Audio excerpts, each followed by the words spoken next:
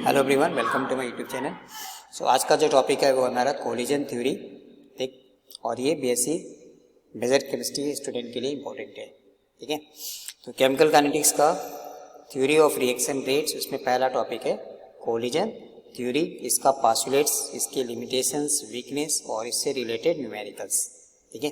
तो आज के सेशन में हम डिस्कस करेंगे collision theory chemical kinetics chapter. तो चलिए स्टार्ट करते हैं। न्यूमेरिकल्स भी करेंगे तो इसलिए आप थोड़ा कैलकुलेटर लेके भी रेडी रहिए। चलिए पहले देखते हैं इसका कोलिजन थ्योरी क्या था और इसका पोस्टुलेट क्या था। देखिए रिएक्शन का मतलब क्या है कि रिएक्टेंट प्रोडक्ट में कन्वर्ट होते हैं, ठीक। मतलब आपने कोई रिएक्टेंट लिया और ये प्रोडक्ट में कन्वर्ट होते हैं। कैसे ये रिएक्टेंट प्रोडक्ट में कन्वर्ट होते हैं, इसकी थ्योरी एज्यूम की गई। तो उसमें सबसे पहले आता है collision theory, then transition state theory, Lindemann theory, unimolecular, इनसेलुलर, लाइक दैट, ठीक है। तो फर्स्ट एज नेम सजेस्ट है, कोलिजन नाम दिया गया है। तो कोलिजन का मतलब पहला ये कहता है इसमें इस थ्योरी के हिसाब से, according to this collision theory, first for a reaction to take place the collision between reacting molecules must occur. और काइनेटिक थ्योरी ऑफ गैसेज में हमने पढ़ा है, वहां में क्या किया गया था कि molecules in state of rapid random motion. इसलिए यहाँ पे इस थ्योरी में माना गया कि रिएक्शन होने की पहली कंडीशन क्या है, पहली क्राइटेरिया क्या है कि there must be collision amongst reactant molecules. तो कोलिजन होना मस्ट है, ठीक। तो फर्स्ट यहाँ पे है कि for reaction to take place for the conversion of reactant into product there must be collision between reactant molecules, ठीक। First point clear. Now second, अब दिमाग में ऐसा नहीं है कि हर बार मॉलिक्यूल टकराएगा तो हमें प्रोडक्ट नहीं देगा, ठीक। तो every collision is not responsible for the formation of product, that is does not bring chemical change. ऐसा नहीं कि एक बार टकराने से आपको प्रोडक्ट मिल जाएगा। The collisions that actually lead to formation of products are called effective collisions, ठीक है। तो इसको आगे एग्जांपल से समझेंगे। इफेक्टिव कोलिजन बोलते हैं। इफेक्टिव कोलिजन वह कोलिजन है जो क्या करेगा, which leads to product formation, कि जिस कोलिजन से रिएक्टेंट प्रोडक्ट में कन्वर्ट होगा उसको बोलते हैं effective collisions. The collisions which do not form products are called elastic collisions or ineffective collisions. Ineffective collisions, ठीक। तो सेकेंड पॉइंट में ये देखना है कि पहला क्या है कि क्राइटेरिया कि कोलिजन होना मस्ट है, मॉलिक्यूल्स के बीच में टकराना है, कोलिजन होना है, ठीक। बट ऐसा दिमाग में नहीं है कि हर बार मॉलिक्यूल कोलिजन कोलाइड करेगा तो आपको प्रोडक्ट में कन्वर्ट होगा। तो जिस कोलिजन से, by which collision the molecules, reactant molecules converted into product या which leads to product formation, उसको बोलते हैं इफेक्टिव कोलिजन। जिस कोलिजन से प्रोडक्ट नहीं बनेगा that is known as elastic collisions और इनइफेक्टिव कोलिजन। इलास्टिक वर्ड का मतलब क्या होता है कि दो मॉलिक्यूल्स आके जैसे सपोज टकरा रहे हैं, टकराएंगे, चलो सॉरी बोलेंगे, फिर वापस अपने अपने रास्ते, ठीक। इलास्टिक कोलिजन का मतलब there is no change in kinetic energy, बस टकराया, वेलोसिटी डायरेक्शन बदल गया, वापस अपने मोशन में आ गया, अपने बैक टू वर्क, तो इसको बोलते हैं इलास्टिक कोलिजन, ठीक। और ineffective collision, the number of collision taking place per second per unit volume of reaction is known as या कॉल्ड कोलिजन फ्रीक्वेंसी। एक टर्म डिफाइन किया गया है, कोलिजन फ्रीक्वेंसी। फ्रीक्वेंसी का मतलब क्या होता है, पर सेकेंड, नंबर ऑफ ऑसिलेशंस पर सेकेंड। बट माइंड इट, यहाँ में एक टर्म और डिफाइन किया गया, पर यूनिट वॉल्यूम। क्योंकि जस्ट सपोज मान लीजिए कि इस कमरे में जस्ट एक ये 2x4 का एक कमरा है जैसे सपोज, ठीक। इसमें आपसे कहा जाए कि 10 लोग को हम दौड़ाएं, ठीक है। तो इसमें से 6-7 क्या हॉस्पिटल जाएंगे, मतलब उनमें कोलिजन ज़्यादा होगा। बट इन्हीं 10 लोगों को अगर हम बड़े फील्ड में ले जाएं 10x40 के जैसे सपोज, ठीक, तब उसमें क्या है कि हमें किसी को हॉस्पिटल ले जाने की जरूरत नहीं पड़ेगी। मतलब अगर स्पेस ज़्यादा है, वॉल्यूम ज़्यादा है, तो ऑब्वियसली नंबर ऑफ कोलिजन्स क्या हो जाएंगे, कम हो जाएंगे, ठीक है। अगर स्पेस कम है तो मॉलिक्यूल्स थोड़े क्लोज पास आएंगे, तो उस केस में नंबर ऑफ कोलिजन्स ज़्यादा हो जाएगा। तो number of collisions taking place per second क्यों आया, क्योंकि हम फ्रीक्वेंसी की बात कर रहे हैं। बट पर यूनिट वॉल्यूम, क्योंकि ये वॉल्यूम पे भी डिपेंड करेगा, तो इसी को बोलते हैं कोलिजन फ्रीक्वेंसी, ठीक है। चलिए नेक्स्ट पॉइंट क्या कहता है, now for a collision to be effective the following two energy barriers are to be cleared. तो कोई कोलिजन्स को इफेक्टिव होने के लिए, मतलब रिएक्टेंट को प्रोडक्ट में कन्वर्ट होने के लिए, there are 2 energy barriers. First. Number 1 threshold energy, Arrhenius ने ये टर्म डिफाइन किया था, the minimum amount of energy which the colliding molecules must possess as to make the chemical reaction to occur is known as threshold energy. Threshold word का मतलब ये होता है minimum. Threshold frequency पढ़ा ना, photo electric effect. तो threshold energy का मतलब किसी रिएक्टेंट को प्रोडक्ट में कन्वर्ट होने के लिए, रिएक्शंस होने के लिए there is a certain minimum amount of energy is needed which must the reactant molecules must possess, उसी को बोलते हैं थ्रेशोल्ड एनर्जी। तो ये जनरली डिपेंड करता है नेचर ऑफ बॉन्ड में। जैसे हम कहते हैं ना कि सिंगल बॉन्ड, डबल बॉन्ड और कार्बन कार्बन ट्रिपल बॉन्ड, हर बॉन्ड के बॉन्ड इथैल्पी अलग अलग होती है। सिंगल से ज़्यादा होता है डबल, डबल से ज़्यादा होता है ट्रिपल, ठीक है। और सेकेंड एक्टिवेशन एनर्जी, देखिए नाम में एक्टिवेशन मतलब मिनिमम अमाउंट, ये भी मिनिमम है, minimum amount of energy required by reactant molecules to participate in a reaction is called activation energy. और इसको हम कैसे लिखते हैं, एक्टिवेशन को ई ए या मान लेते हैं, हमें ई से लिख देता हूँ, ठीक। जनरली कि हम ई ए से लिखते हैं, ठीक है। मतलब ये वो एनर्जी है जो कम से कम चाहिए, किसको चाहिए, रिएक्टेंट को चाहिए। देखिए यहाँ में समझना है, मिनिमम का मतलब है ये एक्टिवेशन रिएक्टेंट के लिए है, और थ्रेशोल्ड क्या, पूरे रिएक्शंस के लिए, रिएक्टेंट को प्रोडक्ट में कन्वर्ट होने के लिए, उसको बोलते हैं थ्रेशोल्ड एनर्जी। और एक्टिवेट होने का मतलब ये है कि रिएक्टेंट एक्टिवेशन मतलब जिसको बोलते हैं ना transition state, and then transition state ये हो जाएगा प्रोडक्ट। इसलिए एक वर्ड आया यहाँ पे कॉल्ड एक्टिव मॉलिक्यूल्स और एक्टिवेटेड कॉम्प्लेक्स, ठीक।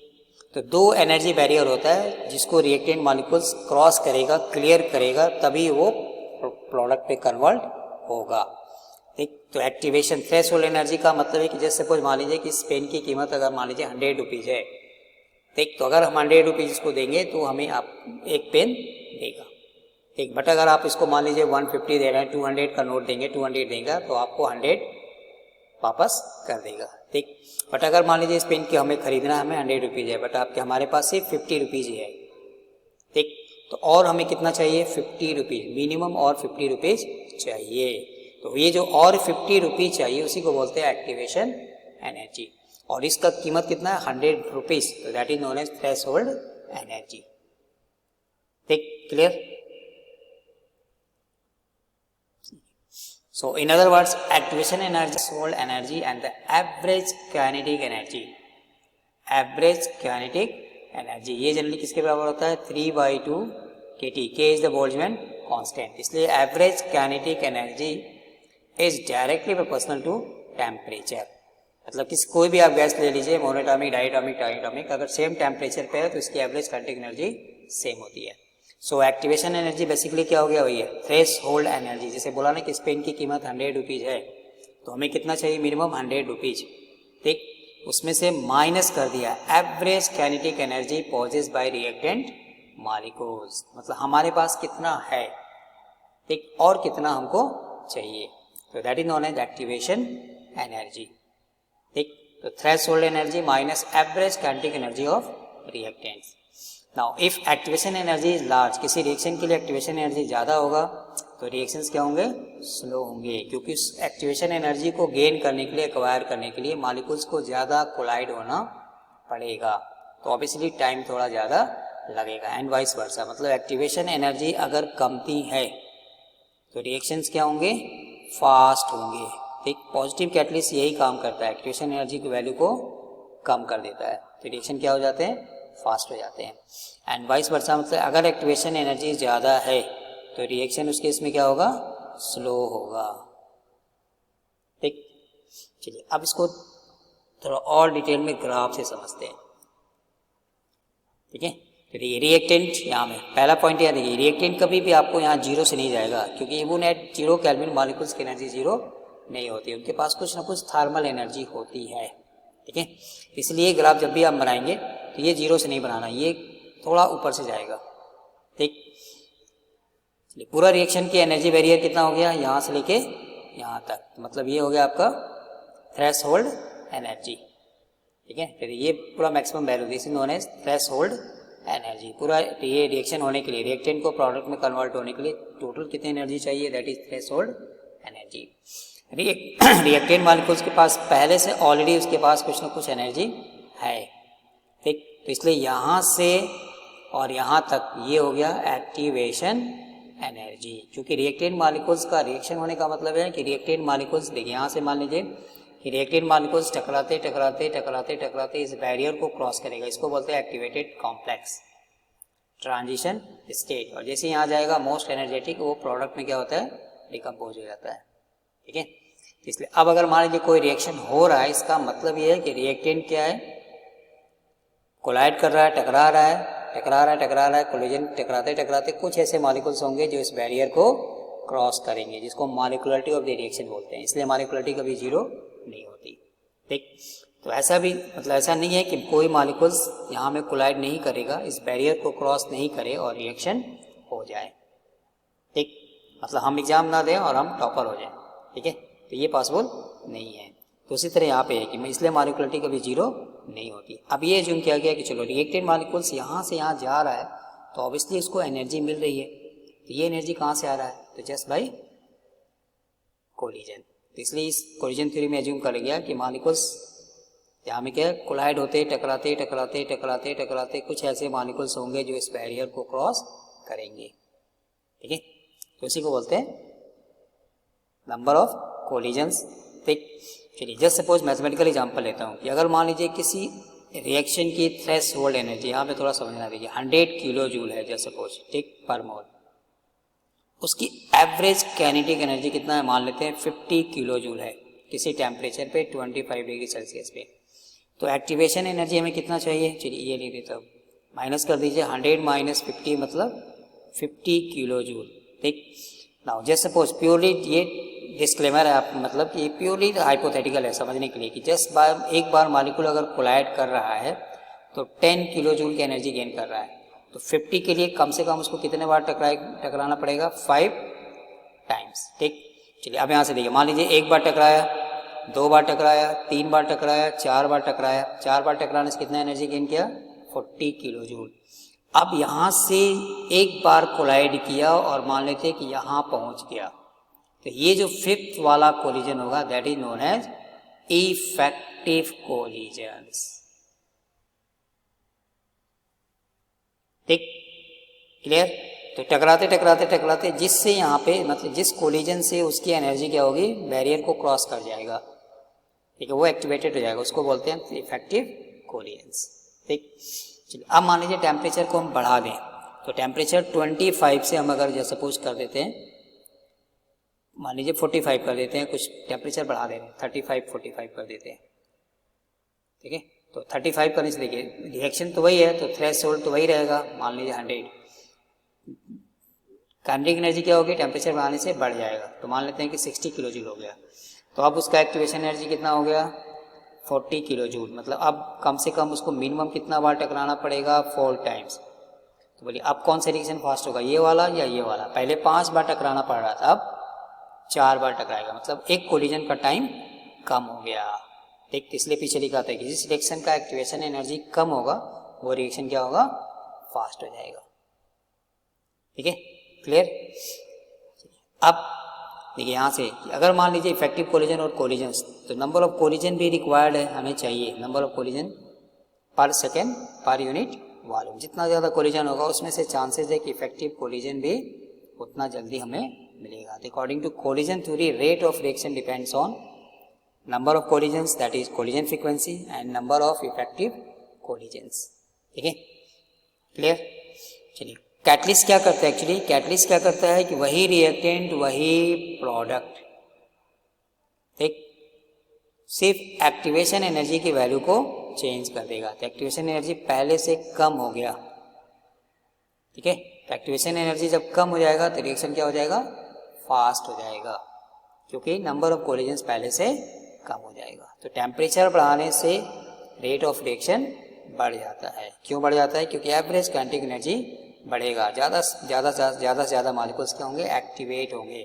जब एक्टिवेशन एनर्जी बढ़े, एवरेज काइनेटिक एनर्जी बढ़ेगा तो एक्टिवेशन एनर्जी क्या होगा, कम हो जाएगा। जैसे हम एग्जांपल लिया, देखिए 25 पे 50 माना तो 35 पे क्या हो गया, 60। तो नंबर ऑफ कोलिजन्स कम हो गया, एक्टिवेशन एनर्जी की वैल्यू कम हो जाएगा, तो रिएक्शन क्या होगा, फास्ट हो जाएगा। कंसंट्रेशन बढ़ाने से रेट ऑफ रिएक्शन बढ़ता है एक्सेप्ट जीरो ऑर्डर। तो उस केस में क्या था कि कंसंट्रेशन बढ़ाएंगे तो नंबर ऑफ कोलिजन्स बढ़ेगा, और नंबर ऑफ कोलिजन्स बढ़ेगा तो ऑब्वियसली कोलिजन फ्रीक्वेंसी बढ़ेगा, कोलिजन फ्रीक्वेंसी बढ़ने से इफेक्टिव कोलिजन के चांसेस ज़्यादा होंगे। ठीक है, तो effect of catalyst on reaction rate ये आ गया।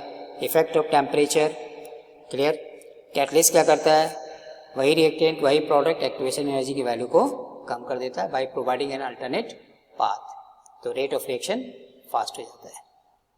ठीक है, clear. Now there are three methods of activation for reactant molecules. First, number one, collision activation.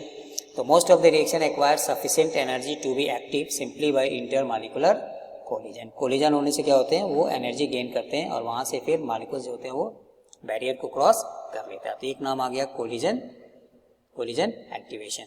Second में क्या है, थर्मल एक्टिवेशन। ठीक, थर्मल एक्टिवेशन, तो reactant molecules absorb heat energy to become active. And then photochemical activation, तो quantum energy of radiations, radiations का मतलब photon, photon की energy क्या होती है, बोलिए E equal to h nu और एच सी बाई लैम्डा। तो provide the sufficient energy to reactant molecules for the formation of product. इसको एक बोलते हैं ना फोटोकेमिकल रिएक्शन। जैसे सिंपली एक एग्जांपल यहाँ लिख दूँ, H2 plus Cl2 in the presence of sunlight 2HCl। तो पहले स्टेप में क्या होता है कि ये क्लोरीन इस फोटॉन को एब्जॉर्ब करता है और ये यहाँ से टूट जाता है वाया फ्री रेडिकल। ठीक, इसको बोलते हैं फोटोकेमिकल एक्टिवेशन। मोस्टली रिएक्शन जो होते हैं थर्मल रिएक्शंस होते हैं, तो फोटोकेमिकल रिएक्शंस भी पढ़ा, photochemistry, thermal reactions, thermal activation से, और वो कुछ इंटरमॉलिक्यूलर कोलिजन। तो तीन मेथड है मॉलिक्यूल्स को एक्टिवेट होने के लिए, तो collision activation, thermal activation and photochemical activation. ठीक, तो अगर रिएक्शन हो रहा है तो ऑब्वियसली रिएक्टेंट बैरियर को क्रॉस कर रहा है, प्रोडक्ट साइड में जा रहा है। ठीक है, तो मतलब ये है कि इस रिएक्टेंट जब तक इस बैरियर को क्रॉस करके प्रोडक्ट साइड में, देखिए रिएक्टेंट का काम क्या है, यहाँ से यहाँ आना है, इस बैरियर को यहाँ तक पहुँचना है और यहाँ से वो प्रोडक्ट में कन्वर्ट हो जाएगा। ठीक है, तो ऐसा नहीं है कि ये जैसे हम कहते हैं ना दूसरे इंटरनेशनल कंट्री में जाना है तो हमें वैलिड पासपोर्ट और वीज़ा लेके जाना पड़ेगा। एक बिना पासपोर्ट के, वैलिड पासपोर्ट और वीज़ा के हम किसी दूसरे कंट्री में जाएंगे तो फिर बजरंगी भाईजान हो जाएंगे। ठीक है, तो इसलिए रिएक्टेंट को जब दूसरे मतलब प्रोडक्ट साइड में जाना है तो वो इस बैरियर को क्रॉस करके ही जाना पड़ेगा, और इसको जाने के लिए उसके पास एनर्जी कहाँ से मिलेगी, तो by molecular collision, thermal activation और फोटोकेमिकल एक्टिवेशन। ठीक, तो वही चीज़ यहाँ पे डिस्कस की है। एक और यहाँ पे फैक्टर होता है, the fourth number one, the colliding molecules must be properly oriented. If the reaction is to take place, the energy required for effective collision between poorly oriented molecules is much more than energy required for properly oriented collisions. ठीक, तो ऐसा नहीं है कि molecules कहीं से भी टकराएगा, ठीक है, तो आपको प्रोडक्ट बनाएगा। ठीक है, तो इफेक्टिव कोलिजन होने के लिए इनका ओरिएंटेशन भी इम्पोर्टेंट है। एक ओरिएंटेशन, चलिए जैसे एक एग्जांपल यहाँ लेता हूँ, चलिए H2 प्लस I2 2HI। देखिए अब मान लीजिए हाइड्रोजन मॉलिक्यूल्स हैं, तो हाइड्रोजन मॉलिक्यूल्स के बीच में भी बहुत सारा कोलिजन्स होगा, बट इस कोलिजन से हमें प्रोडक्ट बोलिए मिलेगा, नहीं मिलेगा। आयोडीन मॉलिक्यूल के बीच में भी बहुत सारा कोलिजन्स हैं, क्योंकि अगर हम 1 मोल लेते हैं तो इसमें 10⁻23 नंबर ऑफ एटम्स मॉलिक्यूल्स होते हैं, गाद्रो नंबर, बट हर कोलिजन से प्रोडक्ट नहीं बनेगा। प्रोडक्ट कब बनेगा, जब हाइड्रोजन का मॉलिक्यूल्स किसके साथ, इस आयोडीन के साथ, और ये हाइड्रोजन का मॉलिक्यूल इस आयोडीन के साथ। मतलब ये देखिए ये ट्रांजिशन स्टेट है, ये बॉन्ड टूटेगा और इनके बीच बॉन्ड बनेगा, तो ये हो गया हाइड्रोजन आयोडीन और फिर यहाँ से हाइड्रोजन आयोडीन, तब आपको 2HI बनेगा। ठीक, अब ये क्या है कि हाइड्रोजन यहाँ में रखें, हाइड्रोजन यहाँ रखें, आयोडीन यहाँ रखें, आयोडीन यहाँ रखें, तो इनके कोलिजन से हमें प्रोडक्ट नहीं मिलेगा। इसलिए प्रॉपर कोलिजन होने के लिए, मतलब इफेक्टिव कोलिजन होने के लिए मॉलिक्यूल्स को, रिटेन मॉलिक्यूल्स के प्रॉपर ओरिएंटेशन में भी होना पड़ेगा। इम्प्रॉपर ओरिएंटेशन में होंगे तो उस केस में हमें कोलिजन जो होगा लेकिन बहुत इफेक्टिव नहीं होगा। ठीक, जैसे यहाँ में देखिए तो रिएक्शन लिया NO2 plus CO, NO plus CO2, ठीक, कार्बन ऑक्सीजन प्लस NOO मतलब NO2, मॉलिक्यूलर अप्रोच ठीक, अब ये जाके इससे कोलाइड कर रहा है, देखिए तो कोलाइड कर रहा है, तो इसके इसमें क्या होगा, इस ऑक्सीजन और क्लोरीन के बीच में, ठीक, तो यहाँ से क्या बन जाएगा CO2, तो ये प्रॉपर कोलिजन है, और यहाँ से ये बॉन्ड टूट जाएगा ट्रांजिशन स्टेट में, तो ये बन जाएगा NO। बट अगर यहाँ पे देखिए ये CO और NO2 ऐसे आ रहा है, तो उसके इसमें किसके इसके बीच कोलिजन हो रहा है, कार्बन और नाइट्रोजन के बीच में, ठीक है। तो कार्बन और नाइट्रोजन के बीच में कोलिजन तो हुआ, बट ये प्रोडक्ट नहीं बनाया, ये फिर यहाँ से वापस हो जाएगा, तो भाई इम्प्रॉपर कोलिजन। तो इस केस में क्या हो गया, मॉलिक्यूलर सेपरेशन, मतलब CO यहाँ से अलग हो गया, NO2 यहाँ से अलग हो गया, हमें प्रोडक्ट नहीं बना, सेम रिएक्टेंट ही आपको यहाँ पे मिल रहा है, ठीक है। तो इसलिए कोलिजन प्रोडक्ट होने के लिए कोलिजन तो होना मस्ट है, बट हर कोलिजन से प्रोडक्ट नहीं बनता, नंबर 1, और नंबर 2 उनको एक प्रॉपर ओरिएंटेशन में होना पड़ेगा, कहीं से भी आके टकराएगा तो प्रोडक्ट नहीं देगा, ठीक। तो इसलिए एक ओरिएंटेशन भी इंपॉर्टेंट है, ठीक है। चलिए, mathematical treatment of collision theory.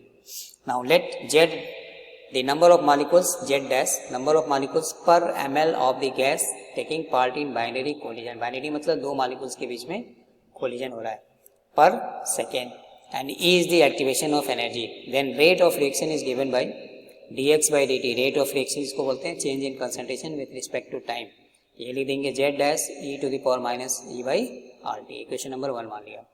Now if number of molecules of the same kind are involved in the molecular reaction, then dx by dt k n square, तो रेट बोलिए एक basic chemical kinetics, rate equal to directly proportional to concentration of reactant उसके power n, order of reaction.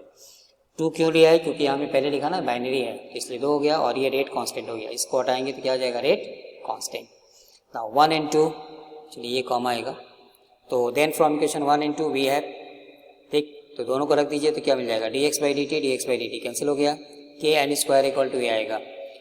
अगर यहाँ से लिख दे चलिए तो k की वैल्यू क्या मिल जाएगा, बोलिए z dash e to the power minus e by RT divided by n square, ठीक। तो फ्रॉम इक्वेशन 1 and 2 दोनों का लेफ्ट हैंड सेम है, तो राइट हैंड भी सेम हो जाएगा, तो सेम कर दीजिए, तो और वहाँ से बस इक्वल करके डिवाइड कर दीजिए, ठीक, क्लियर, मिल जाएगा। Now Z dash is the twice the number of molecular collisions per ml per second as 2 molecules taking part in every collisions, hence, ठीक, अभी एक फर्स्ट सेम में पढ़ा था हमने, तो Z dash equal to 4n square sigma square pi RT by m का power 1/2, where sigma is the molecular collision diameter, ये फर्स्ट सेम में है, कोलिजन डायमीटर, ठीक, mean free path, kinetic theory of gases, और m is the molecular mass, Maxwell distribution of velocity, तो ये सब first same में पढ़ा हुआ है।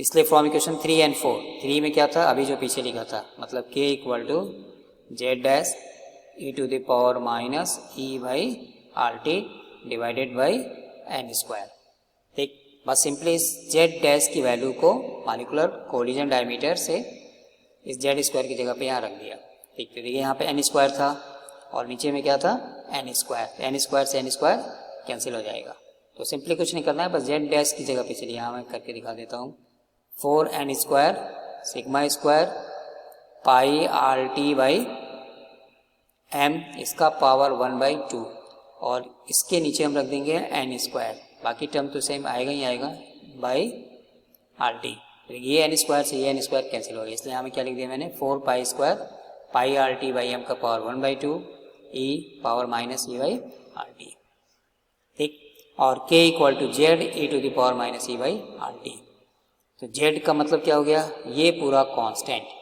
तो Z where Z is known as collision frequency, ये भी फर्स्ट सेम में पढ़ा है, तो यहाँ से क्या मिल जाएगा आपको, 4 sigma square pi RT by m का पावर 1/2, तो इसको बोलते हैं कोलिजन फ्रीक्वेंसी, ठीक। तो the equation number 5 is the mathematical statement of collision theory. अगर आपसे क्वेश्चन आता है derive the mathematical statement of collision theory या discuss the mathematical equation of collision theory, तो हमें यहाँ तक लाके छोड़ देना, इसका पास्टुलेट और देन मैथमेटिकल डेरिवेशन, ठीक है। तो चलिए एक बार रिपीट कर देता हूँ, तो mathematical treatment of collision theory heading डालना है, late Z dash number of molecules per ml of gas taking part in binary collision per second, E activation, rate of reaction Z dash e to the power minus EA by RT, just like RNA equation. Number of molecules same kind है तो kn square, दोनों को equal कर दीजिए, यहाँ से k की value मिल गया, ये हो गया इक्वेशन नंबर 3. ठीक, नाउ Z डैश और कोलिजन मालिकुलर कोलिजन डायमीटर में रिलेशंस, वहाँ से Z की वैल्यू रख दीजिए, n स्क्वायर कैंसिल हो जाएगा और इस पूरे को कैपिटल Z कोलिजन फ्रीक्वेंसी मान लीजिए. ठीक, और ये हमको इक्वेशन आ जाएगा simply k equal to Z E to the power minus A by are T. अगर आरएनए इक्वेशन याद करें तो आरएनए इक्वेशन क्या होता है, k equal to A E to the power A by are T. ठीक, तो ये जस्ट लाइक आरएनए इक्वेशन की तरह यहाँ पे आ गया, बस यहाँ में प्री एक्सपोनेंशियल फैक्टर आता था, यहाँ में capital Z that is collision frequency आया. ठीक है, चलिए वीकनेस ऑफ कोलिजन थ्योरी या failure of collision theory. The following are the weakness of the collision theory. First, it does not give any explanation for abnormally high rates. कि कुछ ऐसे reactions थे जहाँ पे जो हम थ्योरेटिकली और एक्सपेरिमेंटली निकाल रहे थे तो इस थ्योरी के हिसाब से उसका रेट ज़्यादा आया. It fails to correlate steric factor P with the characteristics of reactant molecules. इसको कोरिलेट नहीं कर पाया स्टेरिक फैक्टर P को. It is unable to explain reversible and complicated reactions. Reversible और कॉम्प्लिकेटेड रिएक्शंस को एक्सप्लेन नहीं कर पाया. The chain reactions proceeds at a very fast rate which is much higher than the theoretical value calculated from collision theory. तो chain reactions के लिए जितना हम इस थ्योरी से कैलकुलेट कर रहे थे उससे कहीं ज़्यादा वो एक्चुअली रिएक्शंस प्रोसीड कर रहा था. तो उनके लिए क्या होता है, फास्ट रेट था, बल्कि कोलिजन थ्योरी से जो कैलकुलेट कर रहे थे वो हमारा कम आया. The biomolecular polymerization of ethylene takes place at a rate which is theoretical value calculated from collision theory. ठीक, तो इससे भी ऐसा है. तो these are the some weakness of the collision theory. ठीक, तो ये थ्योरी क्वेश्चन में आने से हमें इसको पॉइंट वाइज लिख देना है. ठीक है, चलिए अब यहाँ में reason what are the causes for the weakness of the collision theory. क्यों इतना ज़्यादा इसका वीकनेस आया. तो पहला था कि its mathematical treatments are based on the assumption that molecules are elastic hard spheres. तो इसमें एज्यूम किया गया है कि मॉलिक्यूल जो होते हैं इलास्टिक हार्ड स्फीयर्स हैं, which is true only in case of ideal gases. एक आइडियल गैस के लिए ही सही है, बट हमने ये भी पढ़ा ना कि मोस्ट ऑफ द गैसेस क्या show deviation from ideal behaviour. तो जब आइडियल बिहेवियर से डेविएशन शो करेंगे तो ऑब्वियसली ठीक हमें भी यहाँ से क्या है, जो रेट कांस्टेंट हम कैलकुलेट करेंगे इस थ्योरी से उसमें भी डेविएशन मिलेगा. चलिए सबसे बड़ा इसमें प्रॉब्लम ये था कि only translational energy has been considered in the calculation for energy of activation. No account is taken of the internal motion of the reacting molecules. उनके इंटरनल मोशन को यहाँ में कंसीडर नहीं किया गया, रोटेशनल वाइब्रेशनल को कंसीडर नहीं किया, सिर्फ हम किस में लेते हैं, ट्रांसलेशनल एनर्जी को ही कंसीडर करते हैं. And it totally based on classical mechanism which is very crude and requires modification. तो इसमें हम जो एजम्पशन माने वो एक्चुअली क्या क्लासिकल मैकेनिज्म के हिसाब से, तो इसलिए कुछ इसमें फॉल्ट एजम्पशन था जिसके नाते ये इसका वीकनेस है या फेल्योर है. ठीक है, चलिए इसलिए इस थ्योरी को मॉडिफाई किया गया. तो मॉडिफिकेशन ऑफ कोलिजन थ्योरी, तो in order to account for the deviations a factor P which is known as steric factor और probability factor was introduced into equation 5 as follows. Equation 5 में क्या था, k equal to Z E to the power minus e by are t. इसलिए एक factor यहाँ में introduce किया गया जिसको हम बोलते हैं स्टेरिक फैक्टर P. ठीक, बट ये स्टेरिक फैक्टर P को रिएक्टेंट मॉलिक्यूल्स के साथ कैरेक्टरिस्टिक्स के साथ ये कोरिलेट नहीं कर पाता है. ये भी इसका एक प्रॉब्लम था. ठीक है, तो where P is called steric factor और प्रोबेबिलिटी फैक्टर, ये इस थ्योरी का मॉडिफिकेशन है. ठीक है, तो इसका एजम्पशंस क्या है, पोस्टुलेट्स क्या है, वीकनेस क्या है, cause of weakness and then modification of collision theory. ठीक, चलिए अब यहाँ से न्यूमेरिकल्स देखिए. Calculate the steric factor P for the reaction. एक रिएक्शन आपको दे देगा, ठीक, टेम्परेचर दे देगा, experimental value of pre exponential factor A की वैल्यू हमें दिया हुआ है, सिग्मा नो रिएक्टेंट की वैल्यू दिया है, सिग्मा Cl2 की वैल्यू दिया हुआ है. ठीक है, चलिए फर्स्ट स्टेप में क्या करना है हमें यहाँ पे कैलकुलेट, इसको मैं सॉल्व करता हूँ नंबर 1. चलिए फर्स्ट स्टेप में हमें रेडियस मास निकालना है. कोई भी रिएक्शन देगा, वैल्यू देगा, प्रोसीजर हमारा सेम रहेगा। बोलिए रिड्यूस मास क्या था, म्यू। इसके लिए क्या होता है, दो reactant M1 M2 divided by spectroscopy में हम ज़्यादा इसको सॉल्व करते हैं M2। ये ग्राम है, इसको मोलर मास में कन्वर्ट कर दीजिए। तो यहाँ में क्या है, दो रिएक्टेंट है, तो मैं लिख देता हूँ सीधे सीधे, ठीक, डिवाइडेड बाई इन दोनों को ऐड करेंगे, ठीक। देखिए ये किस में आ गया, मोलर मास, तो इसलिए हमें क्या लेना है, एवोगाद्रो नंबर। ये ग्राम में आएगा। चलिए पहले ग्राम में कैलकुलेट करेंगे, फिर बाद में केजी कन्वर्ट करेंगे। आप चाहें तो डायरेक्ट केजी में करके भी निकाल सकते हैं। तो रख दीजिए। तो नाइट बोलिए NO का कितना आएगा, नाइट्रोजन का 14, ऑक्सीजन का 16, तो 30 हो गया। और क्लोरीन का कितना होता है 35.5, मतलब ऑलमोस्ट 70 हो गया। चलिए डिवाइडेड बाई दोनों को ऐड कर दिया तो 100, Avogadro number 6.023 10 to the power 23। ये किस में आएगा, ग्राम में। चलिए इसको सॉल्व करके देखिए कितना आ रहा है, फिर जो आएगा उसको केजी में कन्वर्ट कर दीजिए, ठीक। तो बोलिए सॉल्व करके देखिए कितना आएगा, 3.50 into 10 to the power -26 KG, ठीक। पहले ग्राम आएगा, ग्राम से फिर इसको केजी में कन्वर्ट कर लेंगे, ठीक है, क्लियर। तो पहला काम हमें क्या करना है, रिड्यूस मास। कहीं कहीं क्वेश्चन में आपको रिड्यूस मास दिया रहता है, तो अगर दिया है तो कोई इशू नहीं है, आप डायरेक्टली रख दीजिए, ठीक। नहीं दिया तो इस प्रोसीजर से निकाल लेंगे। चलिए अब सेकेंड हमें निकालना है, यहाँ पे बी लिख देता हूँ मैं, calculation of collision cross section.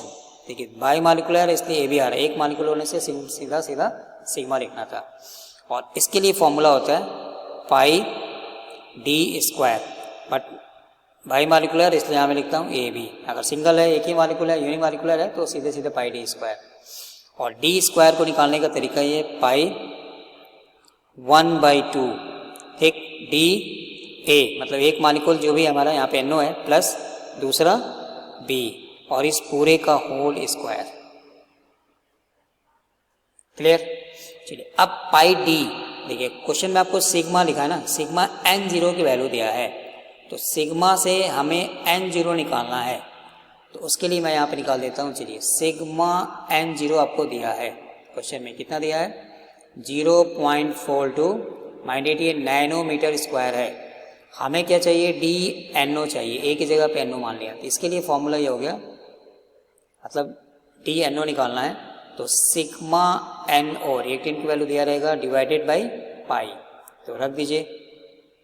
तो बोलिए कितना मिल जाएगा, 0.42 डिवाइडेड बाई 3.14, इस पूरे का होल इस 1/2। चलिए सॉल्व करके देखिए कितना आएगा, क्योंकि जहाँ में कैलकुलेटर अलाउ है, तो 0.366 नैनोमीटर। सेम वही कहानी DCl2, तो बोलिए square root of sigma Cl2 divided by pi, रख दीजिए। इसकी वैल्यू कितना आ जाएगा 0.93 क्वेश्चन में दिया हुआ है, डिवाइडेड बाई 3.14, इस पूरे का पावर स्क्वायर रूट मतलब 1/2 लिख देता हूँ। तो ये कितना आ जाएगा, चलिए 0.54 नैनोमीटर के आसपास मिल जाएगा। अब इन दोनों वैल्यू को यहाँ रख दीजिए, तो पाई की वैल्यू 3.14, ठीक। DA मतलब NO, B मतलब Cl2, तो दोनों वैल्यू को ये 0.366 और 544 यहाँ है, यहाँ रख दीजिए, और उसका हाफ करके स्क्वायर कर दीजिए। तो हाफ करने से कितना मिल जाएगा 0.455, इसका स्क्वायर। सॉल्व कर दीजिए, तो स्क्वायर करके फिर मल्टीप्लाई करिए, तो 0.65 नैनोमीटर स्क्वायर। नैनो को हमें कन्वर्ट करना है मीटर में, तो एक नैनो का मतलब 10 टू द पावर -9, ये आ जाएगा मीटर स्क्वायर। तो दो चीज़ हमने निकाल लिया, तो पहले निकाल लिया रिड्यूस मास और दूसरा निकाल लिया सिग्मा AB की वैल्यू, ठीक। कोई दिक्कत नहीं, यहाँ तक देख लीजिए। तो आपको रिएक्टेंट देगा, रिएक्शन देगा, ठीक है। स्टेरिक फैक्टर निकालना है, एक्सपेरिमेंटल प्री एक्सपोनेंशियल फैक्टर की वैल्यू देगा, सिग्मा की वैल्यू देगा। एक्सपेरिमेंटल डाटा है, इसको याद रखने की जरूरत नहीं है, बस प्रोसीजर को समझना है, बाकी कैलकुलेशन करना है, ठीक। क्लियर, यहाँ तक क्लियर है। चलिए अब थर्ड स्टेप में क्या करना है, हमें थ्योरेटिकल प्री एक्सपोनेंशियल फैक्टर निकालना है। तो C मतलब A थ्योरेटिकल निकालना है, प्री एक्सपोनेंशियल फैक्टर। तो इसके लिए फॉर्मूला अगर यहाँ लिख दूँ तो theoretical equal to Avogadro number sigma A B, मतलब दो रिएक्टेंट जो आएंगे वो आ जाएगा, एंड देन 8 के बी, मान लीजिए बोल्ट्जमैन कांस्टेंट है टी बाई पाई म्यू। ये फॉर्मूला हो गया हमारा प्री एक्सपोनेंशियल फैक्टर थ्योरेटिकली निकालने के लिए। थ्योरेटिकली इसलिए लिख रहा हूँ क्योंकि आपको क्वेश्चन में एक्सपेरिमेंटल वैल्यू दिया हुआ है। ठीक है, चलिए सारी वैल्यू रख दीजिए।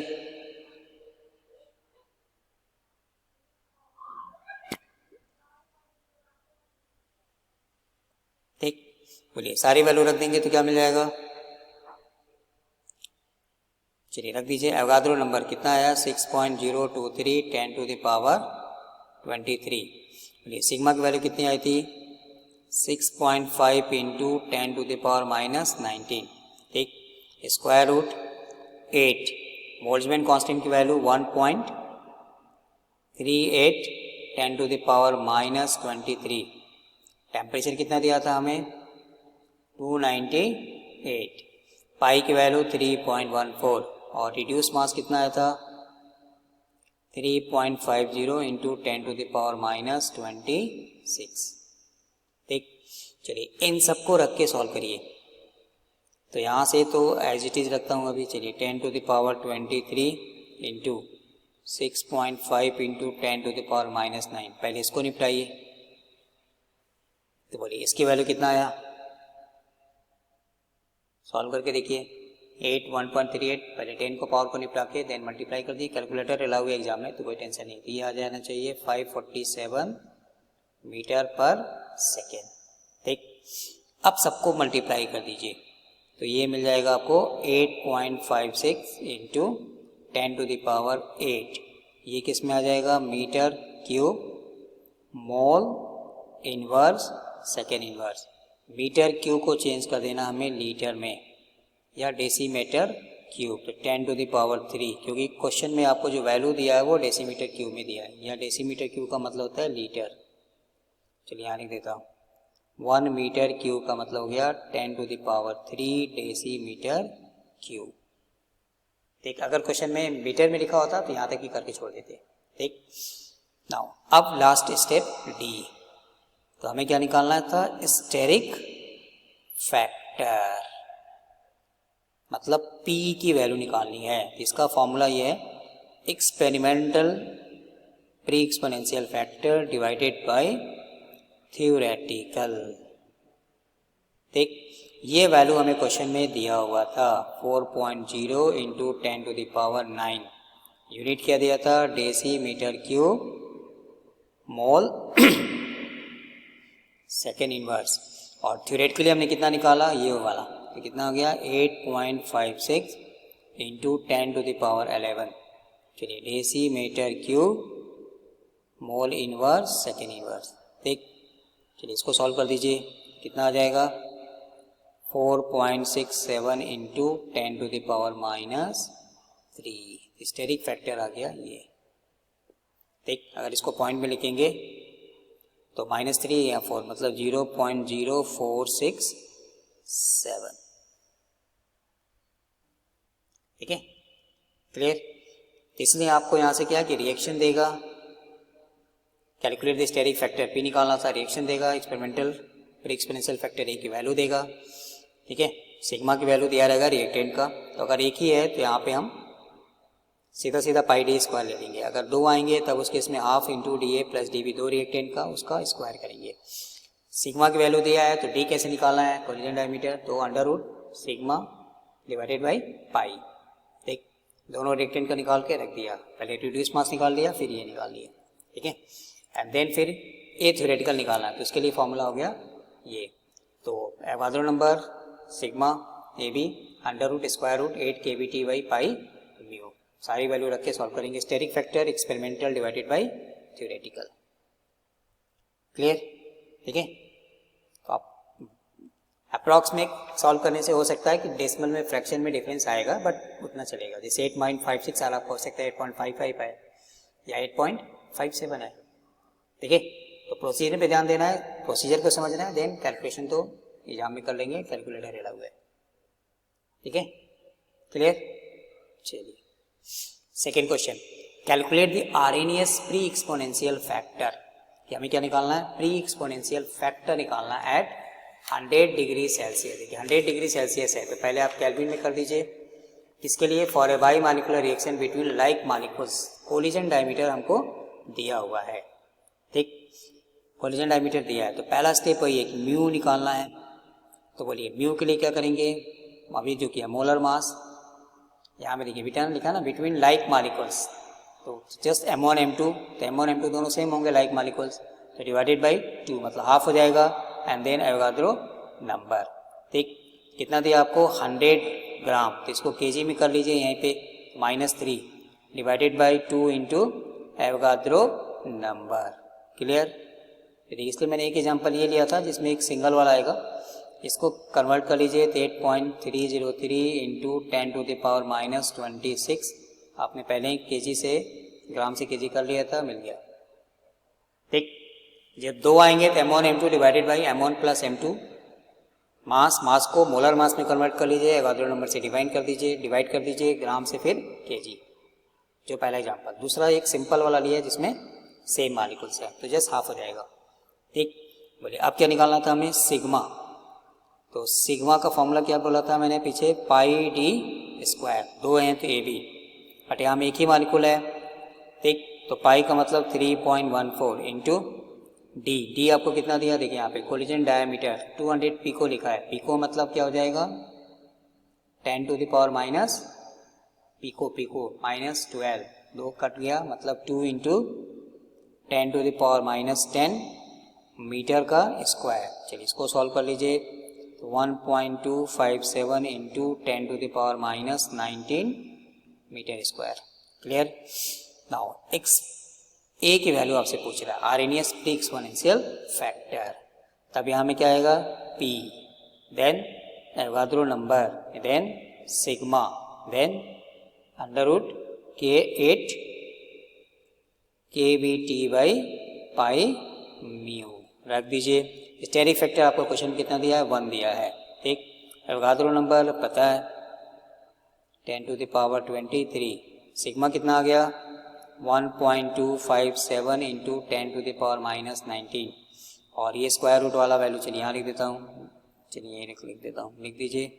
तो 1.38 10⁻23, टेम्परेचर कितना दिया है 100 को केल्विन में कर दीजिए तो 373 डिवाइडेड बाई पाई 3.14, और ये रिड्यूस मास तो 8.303 इंटू 10⁻⁻26। चलिए सबको रख के सॉल्व करके आंसर आप हमें बता दीजिए कितना आएगा, ठीक। ठीक, अब ये जो आएगा जैसे पीछे क्या था, metre mole inverse second inverse, या इसको आप जितना आएगा उसमें 10⁻³ से मल्टीप्लाई कर दीजिए, तो decimetre cube mole inverse second inverse, ठीक है, हो जाएगा। तो बस रख के सॉल्व कर दें, ये सारी वैल्यू मैंने रखी दी है, बस आपको यहाँ पे सॉल्व कर दिए, जितना आएगा उतना आंसर आपको मिल जाएगा, ठीक है। जस्ट ठीक पीछे की तरह, अगर वही देखिए ये निकालना होता तो आपको एक्सपेरिमेंटल क्वेश्चन में दिया था, थ्योरेटिकल हमने कैलकुलेट किया, फिर एक्सपोनेंशियल फैक्टर दोनों को डिवाइड कर दिया। सेम मालिक्यूल आएंगे तो पाई डी स्क्वायर, इफ 2 आएंगे तो हाफ, दोनों को अलग अलग निकाल के उसके बाद स्क्वायर निकालना है, ठीक है। तो ये दो एक जनरली हमारा यहाँ से काम बन जाएगा, ठीक। चलिए यहाँ मैंने सॉल्व कर दिया, बट आप इसको एक बार चेक करके देखिए, ठीक। चलिए next question number 3, estimate the fraction of collisions that lead to the reaction ABP at 300 Kelvin. Experimental rate constant आपको दिया है, कोलिजन डायमीटर दिया है, रिड्यूस मास दे दिया है, ठीक है। तो 50% तो हमारा काम कर दिया है, सिर्फ कोलिजन डायमीटर दिया है। तो पहला देखिए म्यू निकालने की जरूरत नहीं है, रिड्यूस मास इज गिवन, तो सिग्मा बोलिए पाई डी स्क्वायर, ठीक, पाई डी स्क्वायर, पाई कोलिजन डायमीटर आपको ऑलरेडी दिया, अलग अलग नहीं दिया, देखिए पीछे क्वेश्चन में NOCl का क्लोरीन वाला अलग अलग दिया था, यहाँ में सीधे सीधे दे दिया, तो 6.8 10⁻⁻10 का होल स्क्वायर। नाउ इसको मल्टीप्लाई करके सॉल्व कर लीजिए, ठीक। अब हमें निकालना पड़ेगा इसकी value 8 KBT by pi mu, square root की जगह पे मैं 1/2 लिख देता हूँ, वैल्यू रख दीजिए सब कुछ दिया है। देखिए रिड्यूस मास ऑलरेडी आपको निकाल के दे दिया, क्योंकि नाम नहीं दिया है तो हमें नहीं पता ना, तो क्वेश्चन में दे दिया, हो जाएगा। अब हमें निकालना है थ्योरेटिकल रेट कांस्टेंट, तो ये क्या आ जाएगा, एवोगाड्रो नंबर, सिग्मा और ये वैल्यू, मतलब इसको लिख देता हूँ रिलेटिव, चलिए यहाँ पे एवरेज लगा देता हूँ। ठीक, ये वाला सॉल्व करके यहाँ आ जाएगा, सारी वैल्यू हमें पता है, रख के सॉल्व कर लीजिए। Now fraction of effective collisions, मतलब कितने ऐसे कोलिजन्स इफेक्टिव थे, तो उसका फ्रैक्शन हमें निकालना है। तो ये एक्चुअली फॉर्मूला होता है एक्सपेरिमेंटल वैल्यू, क्वेश्चन में दिया रहेगा, डिवाइडेड बाय कैलकुलेटेड। ठीक, तो पहले इसको सॉल्व कर लीजिए यहाँ तक। एक्सपेरिमेंटल वैल्यू क्वेश्चन में कितना दिया आपको, given experimental rate constant is given, ठीक है, दे दिया। कैलकुलेटेड जो आपका यहाँ में आएगा, रख के सॉल्व कर दीजिए, मिल जाएगा। ठीक है, क्लियर हो जाएगा।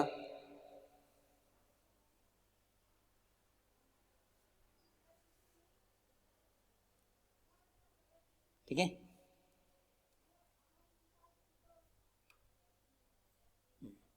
चलिए नेक्स्ट क्वेश्चन क्या रहा है, question number 4, value of steric factor P for the reaction this this this. तो ये ठीक पहले वाले क्वेश्चन का रिवर्स है। तो जो पहला वाला क्वेश्चन किया था फर्स्ट एग्जाम्पल, उसमें जैसा आप यहाँ पे देखिए, यहाँ से आप फर्स्ट वाले में क्या किया था हमने, स्टेरिक फैक्टर निकाला था। यहाँ में आपको दिया हुआ है, टेम्परेचर दिया है, experimental value of A is, ठीक, experimental value of A is, और ये वैल्यू शायद क्वेश्चन में छूट गया है, तो ये शायद आपका experimental value of A is ना, चलिए मैं यहाँ लिख देता हूँ 4.0 एक्सपेरिमेंटल वैल्यू ऑफ ए की वैल्यू दिया है 4.0 इंटू 10⁻⁹ litre mole inverse second inverse. ठीक, estimate the collision diameter of the reaction, हमें कोलिजन डायमीटर निकालना है। तो ठीक जो फर्स्ट एग्जांपल किया था उसी का जस्ट रिवर्स है, ठीक है, उसी को ठीक उल्टा कर देना है। तो पहले वहाँ में जैसे किया ना, पीछे से स्टेरिक फैक्टर की दिया है, निकालते जाइए, करते जाइए, ठीक है। तो ये आपका सेल्फ टेस्ट है, होमवर्क। तो पहले एग्जाम्पल 1 को थॉरली देखिए, उसको लगा के देखिए, तो एग्जाम्पल 2 को अदब तब आप उस बेसिस पे लगा सकते हैं। और भी बहुत सारा क्वेश्चन यहाँ से है, बट हर तरह का क्वेश्चन जो भी है इसी पैटर्न पे है, नाम बदलेगा, वैल्यू बदलेगा, फॉर्मूला बदलेगा, दिया रहेगा, ठीक है, हो जाएगा। चलिए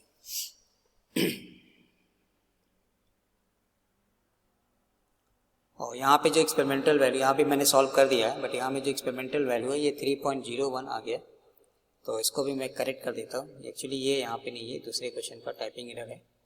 इसके लिए एक्सपेरिमेंटल रेट कांस्टेंट की वैल्यू दिया है 1.42 इंटू 10⁻⁻19। ठीक, ये वैल्यू है एक्चुअली इस क्वेश्चन के लिए, ये टाइपिंग एरर हो गया, ठीक है। तो एक्सपेरिमेंटल वैल्यू ये रख दिया, मतलब कि एक्सपेरिमेंटल वैल्यू आपका ये आ जाएगा, और कैलकुलेटेड जो आप यहाँ से निकालेंगे। ठीक, तो पहले आप अपने से कर लीजिए और तब फिर आप इसको टैली कर सकते हैं। देखिए इसका सॉल्यूशन भी मैंने हमें डाल के रखा है, लेकिन यही आपको रिकमेंड सजेस्ट करेंगे कि आप पहले अपने से निकालिए, जैसे मैंने पीछे बताया, पाई निकालना है, सिग्मा निकालना है, पाई डी स्क्वायर, ठीक, relative velocity, rate KVT, calculated rate constant, सारा रख के मल्टीप्लाई कर दिए। देन जहाँ भी इफेक्टिव कोलिजन्स का आएगा, और भी क्वेश्चन हैं, तो एक्सपेरिमेंटल आपको दिया रहेगा, कैलकुलेटेड हमें निकालना है, रख के सॉल्व कर देना है, ये हमें मिल जाएगा। ठीक, तो इसलिए मैंने 3 एग्जाम्पल यहाँ से लिया था। ठीक, तो इसलिए यहाँ से ये वाला और दूसरा ये वाला, ये भी सॉल्व कर दिया, बट यही सजेस्ट करेंगे कि पहले आप अपने से करके देखिए, जैसे यहाँ पे किया। तो सेम मॉलिक्यूल्स आएंगे तो उस केस में सीधे सीधे पाई डी स्क्वायर, जब डिफरेंट आएंगे, 2 अलग अलग आएंगे, तब उस केस में पहला एग्जाम्पल, ये वैल्यू हमें क्वेश्चन में दिया रहेगा, सिग्मा की वैल्यू दिया रहेगा, या कोलिजन डायमीटर हमें दिया रहेगा। नहीं दिया है तो हमसे पूछेगा, ठीक है। तो प्रोसीजर को देखना है, कैलकुलेशन तो हम एग्जाम में कर लेंगे क्योंकि सिंपल कैलकुलेटर अलाउ है, ठीक है, क्लियर। तो ये था हमारा आज का सेशन, जिसमें हमने कोलिजन थ्योरी, उसके पास्टुलेट्स, उसकी वीकनेस, मतलब जो भी टॉपिक था, cause of weakness, modifications, mathematical treatment, and then उससे रिलेटेड न्यूमेरिकल्स। तो यहाँ में मैंने आपको ये पूरा एक ही वीडियो में आज इस टॉपिक को कवर कर दिया, ठीक, क्लियर। तो क्लास 12 वालों के लिए भी इंपॉर्टेंट होता है कोलिजन थ्योरी, वहाँ से एक्टिवेशन एनर्जी का concept, factors affecting rate of reactions. ठीक है, तो नेक्स्ट वीडियो में इसका हम ट्रांजिशन स्टेट थ्योरी सेकेंड वाला पढ़ेंगे। उसके बाद फिर लेंड-डिमांड मैकेनिज्म यूनिमॉलिक्यूलर रिएक्शंस के लिए, ठीक है, diffusion control reactions, primary secondary salt effect, जो आपका सिलेबस है बीएससी 6 वालों के लिए एनईपी के हिसाब से, क्वांटम केमिकल कैनेटिक्स का। ठीक है, क्लियर। तो आप यहाँ से, इसलिए मैंने यहाँ नोट्स करके रखा है कि आप यहाँ से नोट्स भी बना सकते हैं। ठीक है ना, तो चलिए, तो अगर वीडियो पसंद आया तो आप लाइक कर दीजिए, शेयर कर दीजिए, कोई डाउट है तो आप यहाँ पे कमेंट करके पूछ सकते हैं। ठीक है, सो मिलते हैं नए वीडियो में नए टॉपिक के साथ। तब तक स्वस्थ रहिए, मस्त रहिए। अगर चैनल पर नए हैं तो सब्सक्राइब कर लीजिए, और वीडियो पसंद आए तो प्लीज़ आप लाइक करिए, कमेंट करिए, ताकि लगे कि हाँ आपको जिसके लिए मैं ये वीडियो बना रहा हूँ आप तक पहुँच रहा है, आपको समझ में आ रहा है, आपको प्रॉब्लम है। ठीक है, तो थैंक यू फॉर वॉचिंग। मिलते हैं नए वीडियो में नए टॉपिक के साथ। Bye bye.